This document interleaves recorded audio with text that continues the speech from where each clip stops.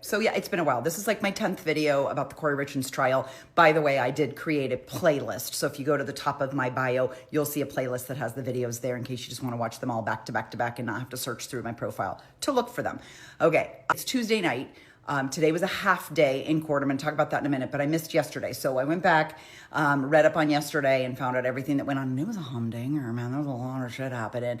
But I'm back to the point where this defense attorney is just making me nutso. And anyway, let me just tell you about the witnesses yesterday. And again, working off of notes, forgive me, but here we go. First person up was Kouri Wright. He's the business partner of Eric Richins. So they own that C&E masonry together.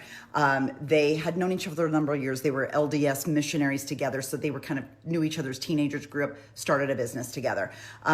He describes Eric as hardworking, competitive, fun. They had a 50-50 business split. They had about 90 employees at their company.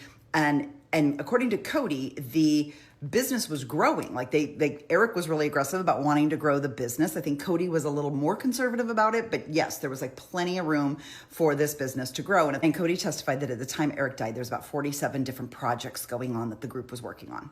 Now, Cody testified to a time where C&E, the business, loaned, he said it was a loan to Kouri for $200,000 for her real estate business.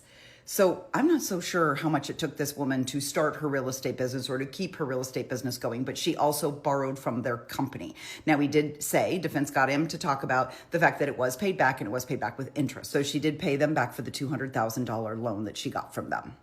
He said in all the years he had known Eric, he'd never seen him use prescription drugs or over-the-counter drugs. He said that Eric had been sick before, but he usually kind of like just mans up. Like, you know, he'll come to work not feeling well, colds, flus, like he kind of works through it all, and he's not a big over-the-counter drug taker. Me, like I get the slightest little sniffle and I'm like down in NyQuil. I'm like, let's knock this bitch out right now. But that wasn't Eric.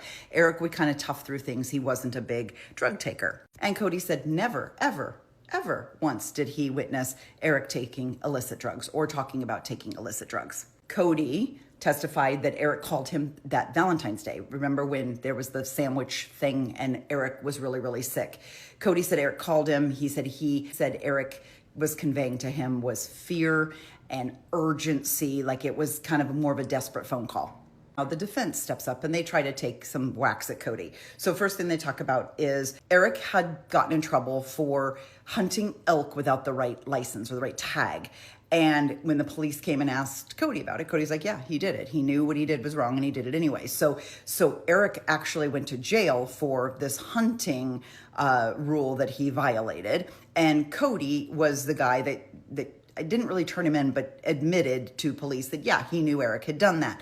Now, under oath, Cody testified that like after that, they didn't vacation again, but they still remained, you know, close friends. They were close in the business. They still ran the business together.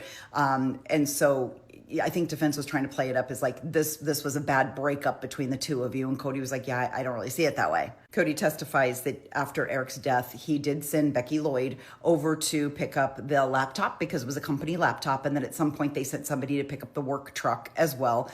He did say that he picked up the laptop. And then when a private investigator, who the Richins did hire, when the private investigator came around and wanted to see the laptop, he handed the laptop over to the private investigator. Nestor decides to jump in the way back machine and she starts talking about high school. Now, what's weird to me is that Cody's actually allowed to testify to this because she asks Cody, did you know if Eric used pain pills in high school? And Cody keeps saying, I heard that, yes, but I heard it from other people, which to me, that sounds like that would be hearsay. But anyway, we're going back like 20 years. That's like me 20 years ago, someone saying, hey, like, did you try mushrooms at a party at a time in Boulder? And I'd be like, well, yeah, that doesn't mean I'm a drug user today. It doesn't. But it continues on with this sort of victim blaming, you know, oh, Eric's a bad guy. And I guess, are they trying to say he deserved to die because he lived such a reckless, dangerous, drug-fueled life? Nestor also throws a fit with the judge. He says that Kouri's statements are impeachable, that his testimony should be thrown out because he's not being truthful. The judge kind of smacks that down, and the judge is like, nope, this is going to stand. But you are asking for things that happened 20 years ago, and I don't think what happened in high school is relevant. And then in comes the handwriting specialist. Like any type of forensics, love. This guy is a forensic scientist who does handwriting samples. He has testified 48 different times in court, and he's looking at a number of documents. Now, he says these are PDFs, and PDFs are the hardest ones to really look at and understand if a signature has been forged. But he can look at this. He looked at 86 sets of signatures, and he was able to identify these are all consistent with Eric's signatures, and then these signatures on these documents do not belong to Eric. And so, but it looks like someone just tried to forge, and he called it a simulated forgery, which is an attempt to make it look like it's a trace, it's a copy. They're trying to make it look like Eric. That's the type of forgery that this is. And he is asked by the defense, do you know if Kouri Richins signed his name? And of course we can't prove that. The guy's like, no, I don't know that. But what I do know is that Eric Richins did not sign these documents. This is not Eric's signature. It's somebody else trying to pretend to be Eric. They played the 911 call, and already there's some conversation about this. I mentioned this in an earlier video where Kouri's saying she came back into the room because she was in her kid's room. She came back into the room. She said Eric was pale, he was cold. She immediately called 911. Well, we already know that's not true. She opened her phone, she swiped, she did other things, she texted, she did other searches and texts for about 15 minutes before she dialed 911. So whatever state she allegedly found her husband in, there doesn't seem to be a huge emergency to call 911. Now, here's the part that bothers me. They played this, I read the transcript, and you can hear the 911 operator saying, you got to get him off the bed, you got to get him on the floor, you got to perform CPR, and she's trying to give Kouri instruction. And Kouri's like, he's too heavy, he's dead weight, I can't get him off the bed. I can't help him. How many stories have you heard about women in crisis situations that'll lift a 2-ton fucking vehicle off their toddler? The adrenaline is going, when your husband is dying, you get him out of that fucking bed. You can push him. You can get him out of the bed. But she's like, he's too heavy. And they're like, pull the sheets, pull the covers, trying to get him out. And she can't seem to get him out of the bed. And then it sounds like over the phone that she's trying to do CPR. They're counting together. So it sounds like she's trying to revive him, but I think it was already too late by the time the paramedics got there. Then they talked to Detective Jamie Woody. Now I'm going to have to go to a second video, but let me see if I can squeeze all this in. Detective Woody said that she, on 2 occasions, talked to one of Eric's other sisters. So this is Amy Richins.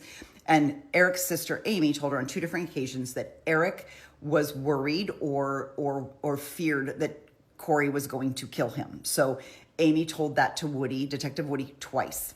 When questioned by the defense, like, did you go in the house? Woody says, no, of course not. We didn't have a warrant. And when you show up where it's just a man who it didn't even, like, they weren't even sure he overdosed because Kouri was telling the police a different story that night. And so they had no reason to believe that there was even drugs involved. So why would they had no probable cause to come in the house.